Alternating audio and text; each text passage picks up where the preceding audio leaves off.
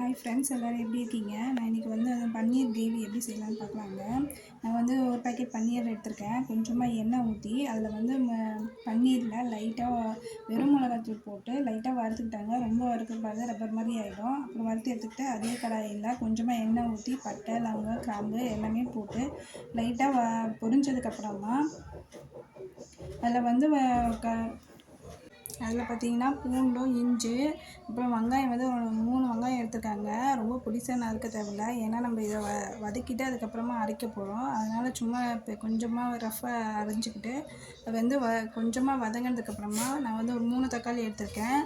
தக்காளியும் போட்டு ஓரளவுக்கு வதக்கணுங்க. ரொம்ப வதக்கிடக்கூடாது. ஓரளவுக்கு வதங்கினதுக்கப்புறமா அதை எடுத்து அது கூட வந்து ஒரு 4 பச்சை மிளகா, காஞ்ச மிளகாவும் 4 காஞ்ச மிளகாவும் முந்திரியும் போட்டுக்கோங்க. இது நல்லா ஆனதுக்கப்புறமா நம்ம ஒரு ஜாரில் சேர்த்து நல்லா மைய அரைச்சதுக்கப்புறமா திருப்பி நான் கொஞ்சமாக எண்ணெய் ஊற்றி ஒரு வெங்காயம் கொஞ்சமாக அரைஞ்சி போட்டு அதில் வந்து நம்ம அரைச்ச அந்த விழுதை வந்து அதில் போட்டுட்டு நான் கொஞ்சமாக இந்த ஜாரை கழுவி அதில் தண்ணியும் ஊற்றிட்டாங்க.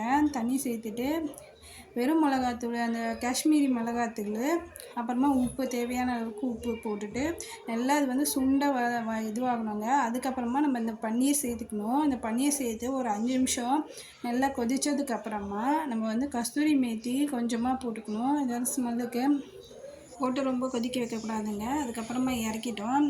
நல்லா கம்மன்னு பன்னீர் கிரேவி ரெடி ஆயிடுச்சு. நீங்களும் செஞ்சு பாருங்கள். தேங்க்யூ.